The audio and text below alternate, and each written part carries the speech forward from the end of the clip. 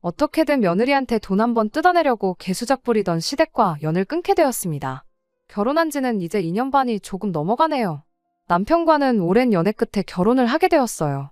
결혼 전에 친정부모님이 하나 마음에 걸리는 게 있어서 결혼을 반대할까도 싶으셨다는데 그게 시댁과 친정의 형편 차이였습니다. 본격적인 결혼 이야기 오가면서 시부모님이 살고 있는 집도 전세고 노후 준비도 딱히 되어 있지 않은 상황이라는 걸 알게 되었거든요. 하지만 결혼은 허락해 주셨어요. 연애를 하도 오래 했다 보니 이미 결혼 이야기 나오기 전부터 남자친구였던 남편이 저희 집에 왕래를 자주 했었거든요. 시댁과 형편 차이가 난다는 게 마음에 걸리긴 했지만 저희 부모님께서 남편을 워낙에 좋게 보시기도 했고 사람 능력도 좋은데다가 사람까지 착하니 남편만 중심을 잘 잡아주면 딸이 고생하는 일은 없겠다고 판단하셨던 거죠. 저도 그 부분에서는 걱정이 없었어요. 남편이 결혼 전부터 해서 저희 집에 왕래가 잦았던 만큼 저도 시댁과 교류가 있었으니까요. 형편이 어려울지언정 항상 저한테 뭐라도 더 하나 해주려고 하는 분들이었고 남편과 나이차가 좀 나는 신우도 저를 언니라고 부르며 잘 따랐습니다. 그런데 결혼하자마자 저렇게 모렴치한 사람들로 돌변할 줄은 그때까지는 저도 생각 못했어요. 남편 월급이 500 조금 넘어요. 제 월급이 300인데 2배까지는 아니지만 차이가 많이 나는 편이죠. 사회초년생일 때부터 저축도 착실하게 했고 그 돈으로 재테크도 살뜰하게 잘했다 보니 어려운 시댁 형편과는 별개로 남편이 모아놓은 돈만 해도 2억이 넘었습니다. 그 돈 전부 결혼 자금으로 가져왔고요. 저는 5천 가지고 결혼했어요. 신혼살림은 친정 부모님 명의로 따로 가지고 계신 아파트에 차리기로 했습니다. 그러면서 저희가 모아놓은 돈 2억 5천 중 1억 5천을 전세금 명목으로 친정 부모님께 드렸고요. 나머지 1억은 전반적인 결혼 비용과 혼수 그리고 차 한 대 뽑는 데 사용했습니다. 2억 5천이면 대출 껴서 자가로 신혼집을 새로 구하는 방법도 있었어요. 저희도 그걸 생각 안 해본 건 아니에요. 하지만 친정 부모님이 저희한테 내주신 집이 위치가 워낙에 좋았다 보니 여러모로 장점이 많았어요. 남편과 제 회사랑도 가까운 편이라 출퇴근하는 시간부터 많이 아낄 수 있었고요. 거기에 전세 가격만 생각해봐도 거저 들어간 거나 마찬가지였습니다.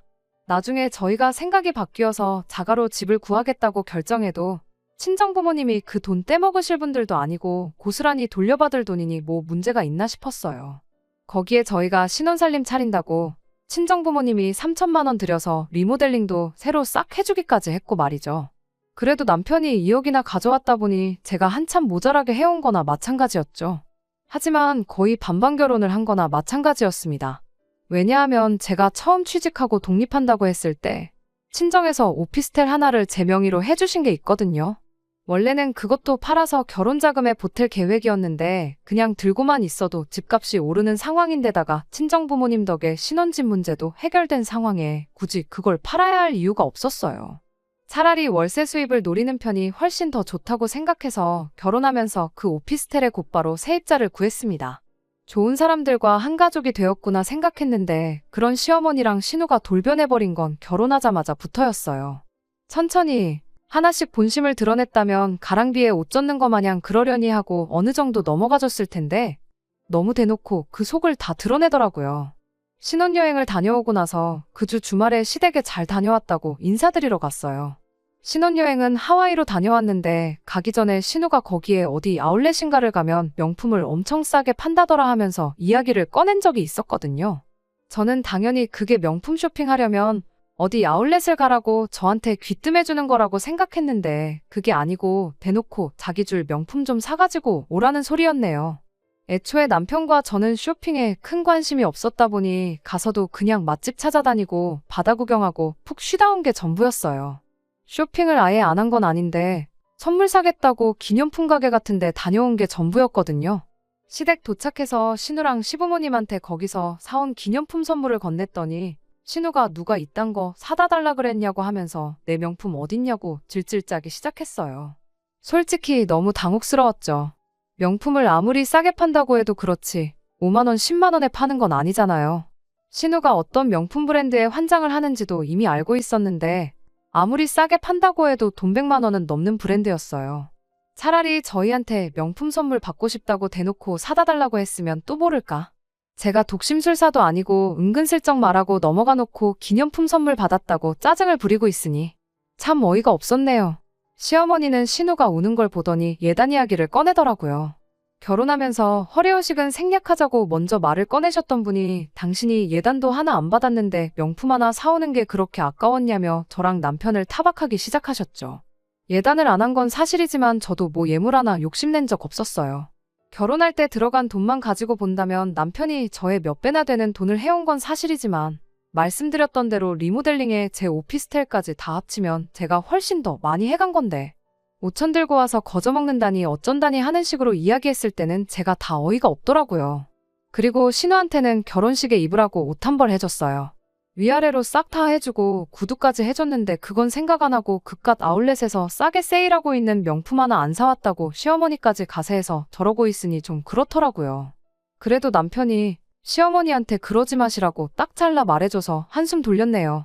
신우한테도 징징 짠다고 뭐 안 사줄 거니까 울 거면 방에 가서 울라고 단호하게 한마디 해줬고요.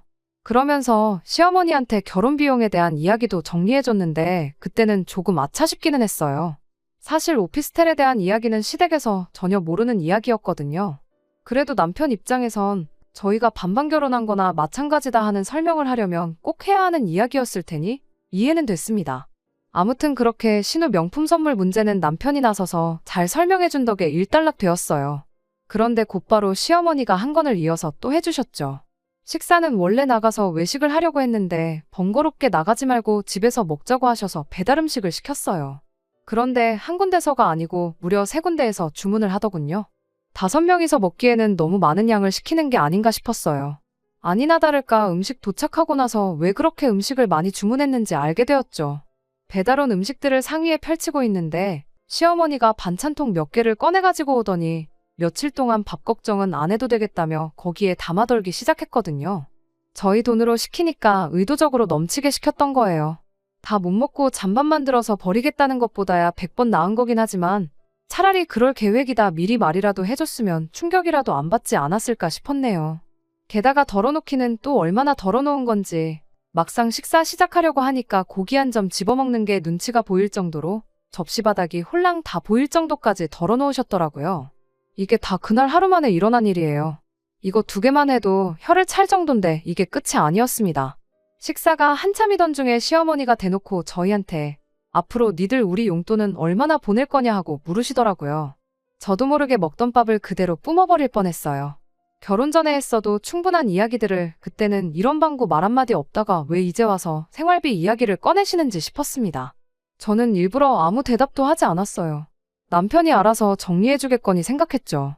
제가 안 된다, 못 드린다 하면 저만 나쁜 며느리, 속 좁고 돈만 밝히는 며느리가 되는 거잖아요.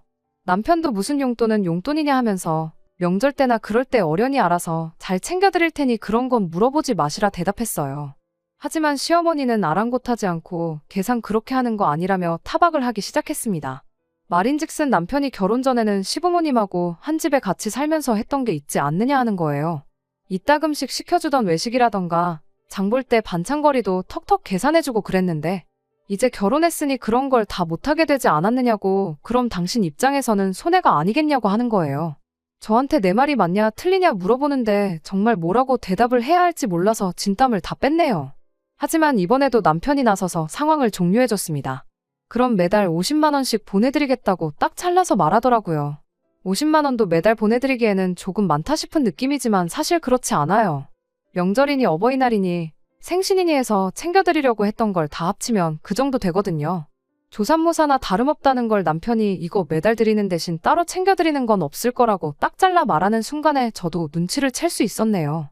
시어머니는 50이 너무 적은 거 아니냐며 이 집에 당신들 둘만 있는 게 아니라 신우도 있으니 못해도 100만 원 정도 받아야 되는 거 아니냐고 곧바로 남편 제안을 받아쳤어요.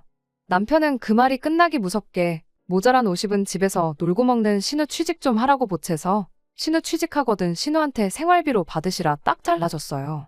50만 원이 드릴 수 있는 최대한이고 이게 싫으면 그냥 안 받으시는 걸로 알겠다고 단호하게 나오니 시어머니도 별말은 못하고 계셨죠.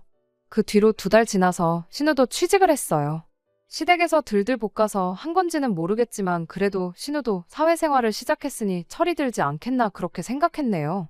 신우 능력의 남편처럼 좋은 회사는 당연히 꿈도 못 꾸는 상황이었고 평범한 중소기업 사무직일을 시작했어요.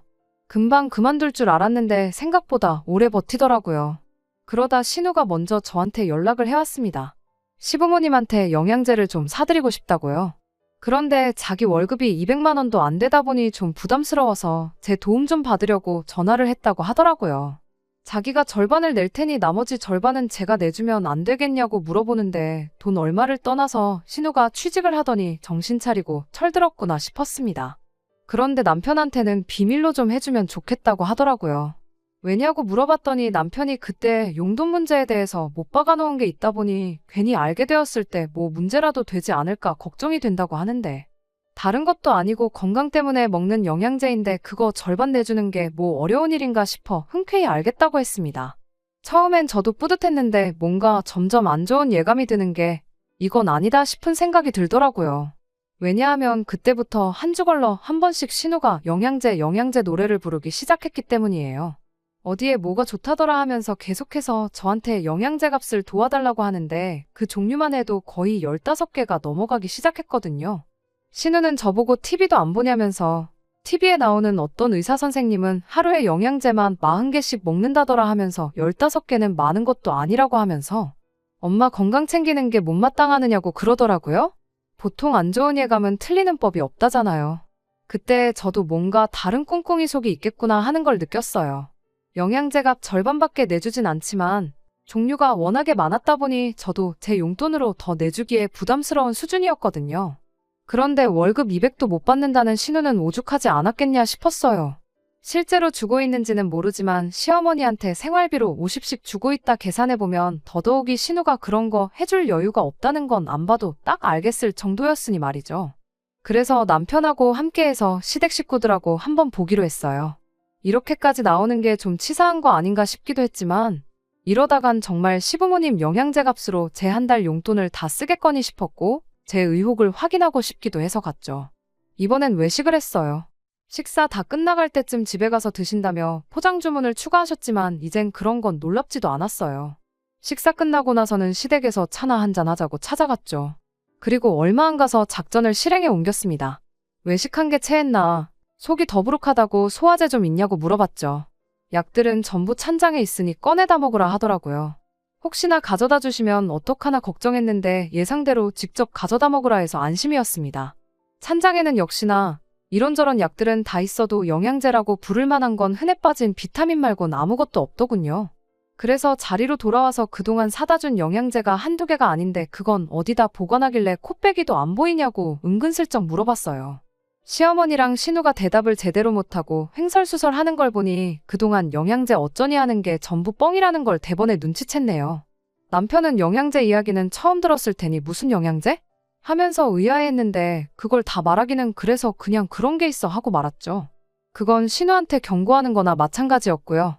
남편 모르게 하겠다는 약속은 지켰으니 앞으로 또 영양제 핑계대면서 내 돈 챙겨갈 생각하지 말라고 하는 경고말이에요. 신우도 눈치가 백단이다 보니 그 뒤로 영양제니 어쩌니 하는 소리는 쏙 들어갔어요. 그 후로 얼마 전까지는 신우한테도 먼저 연락 오는 일이 없었어요. 명절 때나 한두 번 찾아뵀지 그 외에는 뭐 밥이나 먹으러 와라 이런 이야기도 없으셨다 보니 오히려 연애할 때보다 교류가 더 없었습니다. 그게 서운했다기보단 솔직히 편했어요. 그러다 얼마 전에 시댁에서 먼저 연락이 왔습니다. 보고 싶다고 연락이 온 건 아니고 목적이 확실히 있었어요. 저희 결혼할 때 구했던 세입자분이 지방 발령을 받게 되면서 오피스텔을 비워야 하게 되었거든요. 그래서 새로 세입자를 구해야 했는데 신우랑 시어머니가 그 사실을 알고는 연락을 해왔던 거예요. 막내는 거의 없었지만 매달 보내던 용돈 때문에라도 남편하고 시댁은 계속 연락을 주고받고 있던 상황이었거든요. 그때 또 남편이 이야기를 했었던 건가 봐요. 시어머니는 대뜸 그 집에 신우 좀 살게 해주면 안 되겠냐 저에게 물어왔습니다.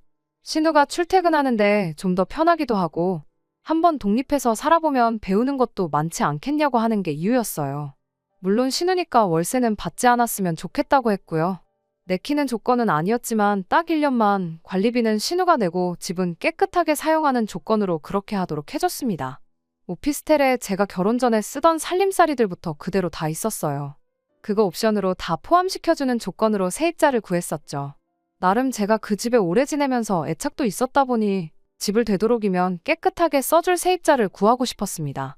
이번에 나가게 된 세입자분이 딱 좋았는데 그분이 지방 발령 1년이면 돌아온다고 그때도 가능하면 이 집에 지내고 싶다는 식으로 이야기를 했었어요.